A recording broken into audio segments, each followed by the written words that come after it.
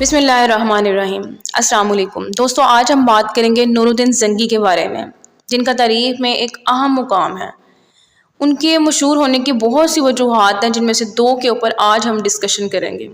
ایک تو صلیبی جنگوں میں فتح حاصل کرنا، اور دوسرا نبی کریم صلی اللہ علیہ وآلہ وسلم کا ان کے خواب میں آنا اور اس پر نور الدین زنگی نے کیا حکمت عملی اپنائی، اس کے بارے میں ہم بات کریں گے۔ تو چلیے دوستوں، بات کرتے ہیں نور الدین زنگی کے بارے میں۔ نور الدین زنگی 1118 میں موصل عراق میں پیدا ہوئے۔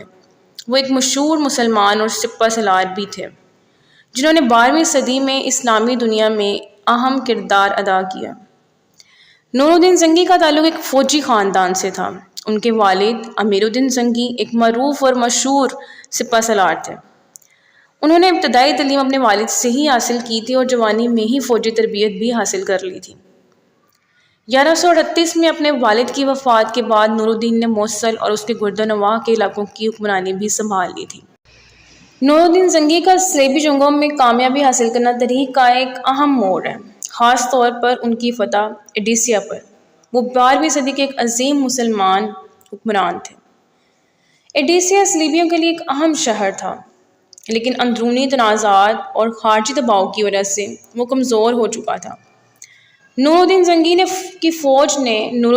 کی فوج نے ایڈیسیا کو گھیر کر محاصرہ شروع کر دیا اور کئی ماہ تک شہر کے اندر موجود صلیبیوں کو سپلائی سے محروم رکھا۔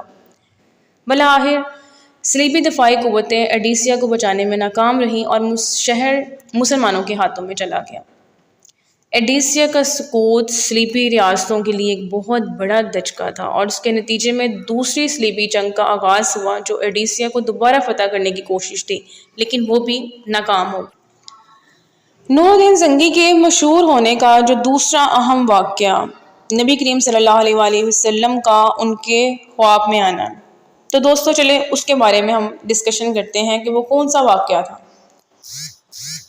نور الدین زنگی چونکہ اسلام سے بہت زیادہ اٹیچ تھے، ایک دن نور الدین زنگی سوئے ہوئے تھے کہ نبی کریم صلی اللہ علیہ وآلہ وسلم ان کے خواب میں آئے اور 2 سرنگ کھودتے ہوئے آدمیوں کو دکھایا اور نور الدین زنگی سے کہا کہ نور الدین زنگی مجھے ان سے بچاؤ۔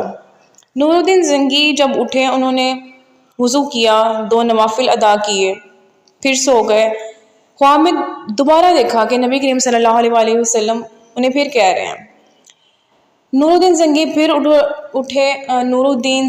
پھر اٹھے، انہوں نے 2 نوافل ادا کیے، اور اس کے بعد جب وہ تیسری بار لیٹے اور انہیں پھر یہی خواب آیا، تو وہ اٹھے اور اپنے مشیر خاص جمال الدین اصفہانی کو بلایا اور انہیں پورا واقعہ سنایا، اور انہیں کہا کہ مجھے کیا کرنا چاہیے۔ جمال الدین اصفہانی نے کہا کہ آپ نے 3 بار خواب دیکھا ہے اور آپ ابھی تک یہاں پر بیٹھے ہیں۔ نور الدین زنگی نے مدینہ جانے کا پلان بنایا۔ نور الدین زنگی نے بہت زیادہ تحفے تحائف لیے اور مدینہ منورہ روانہ ہو گئے۔ وہاں جا کر نور الدین زنگی ایک جگہ پر بیٹھ گئے اور اعلان کروایا کہ تمام اہل مدینہ کو میرے پاس لایا جائے، میں ان کے لیے تحائف لے کر آیا ہوں۔ مدینہ کے تمام لوگ آتے گئے اور اپنے تحائف لے جاتے رہے۔ نور الدین زنگی ایک ایک انسان کو خود ہی تحائف دے رہا تھا، وہ اس لیے تاکہ جو 2 انسان وہ دیکھ چکا تھا ان کو پہچان کر سکے۔ جب سارے مدینہ کے لوگوں کو تحائف مل گئے لیکن وہ 2 لوگ نظر نہیں آئے، تو نور الدین زنگی نے اہل مدینہ سے پوچھا کہ کیا تمام لوگ اپنے تحائف لے چکے ہیں؟ لوگوں نے کہا کہ تمام لوگ اپنے تحائف لے چکے ہیں۔ نور الدین زنگی نے پھر پوچھا کہ کوئی ایسا تو نہیں رہ گیا جو اپنا تحائف نہیں لے سکا؟ لوگوں نے کہا تمام اہل مدینہ اپنے تحائف لے چکے ہیں، لیکن 2 آدمی ایسے ہیں جو کافی دور ایک جگہ پر روضہ رسول کے قریب کرائے کے گھر میں رہتے ہیں اور ہر وقت عبادت میں مصروف رہتے ہیں، وہ 2 آدمی نہیں آئے۔ نور الدین زنگی نے اپنے مشیر کو بھیجا اور کہا کہ جائیں اور ان دونوں کو اپنے ساتھ لے کر آئیں، ان کے لیے بھی تحائف ہے۔ جب وہ لوگ ان دونوں آدمیوں کے پاس پہنچے اور انہوں نے کہا کہ نور الدین زنگی آپ کو بلا رہے ہیں اور آپ آ کر تحائف لے لیں۔ تو انہوں نے کہا کہ الحمدللہ ہمارے پاس سبھی چیزیں ہیں، ہمیں کوئی چیز کی ضرورت نہیں ہے۔ نور الدین زنگی کو جب ان کی ان تمام باتوں کا پتہ چلا تو نور الدین زنگی نے کہا کہ آپ ان دونوں کو بلا کر یہاں پر لے کر آئیں، میں ان سے خود بات کروں گا۔ جب وہ لوگ نور الدین زنگی کے سامنے آئے تو نور الدین زنگی تو چونکہ ان دونوں کو دیکھ چکا تھا، وہ ان دونوں کو دیکھ کر پہچان گیا اور بہت غصے میں تھا، لیکن اس نے اپنا غصہ کنٹرول کر لیا۔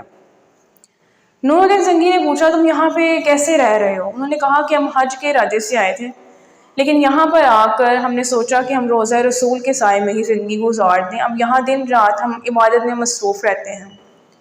نور الدین زنگی نے پوچھا آپ جہاں پر رہ رہے ہو مجھے وہاں لے کر چلو۔ نور الدین اپنے سپاہیوں کو لے کر وہاں پر پہنچا، پورے گھر کی تلاشی لی۔ نور الدین زنگی کی نظر جب ایک چٹائی پر پڑی تو ان دونوں آدمیوں کے ہوش اڑ گئے۔ نور الدین زنگی نے کہا اس چٹائی کو اٹھایا جائے۔ جب اس چٹائی کو اٹھایا گیا تو اس کے نیچے ایک سرنگ تھی جو روضہ رسول تک جا رہی تھی۔ نور الدین زنگی نے پوچھا اب تم خود ہی سچ بولتے ہو یا ابھی بھی کوئی گنجائش باقی ہے؟ انہوں نے کہا کہ ہم عیسائی لوگ ہیں اور ہمیں ہمارے حکمرانوں نے نبی کریم صلی اللہ علیہ وسلم کا جسد مبارک لانے کے لیے کہا تھا۔ استغفر اللہ، یعنی اتنی بڑی انہوں نے جرأت کر لی۔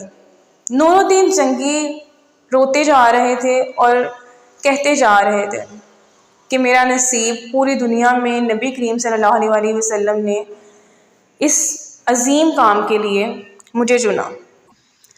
نور الدین زنگی نے ان دونوں کو قتل کرنے کا حکم دیا اور کہا کہ سیسا پگھلا کر روضہ رسول کے چاروں اطراف میں بکھیر دیا جائے تاکہ اگلی دفعہ کسی کی اتنی جرأت نہ ہو۔ تو دوستو یہ تو دو اہم واقعات جن کے بارے میں آج تفصیلاً بات ہوئی ہے۔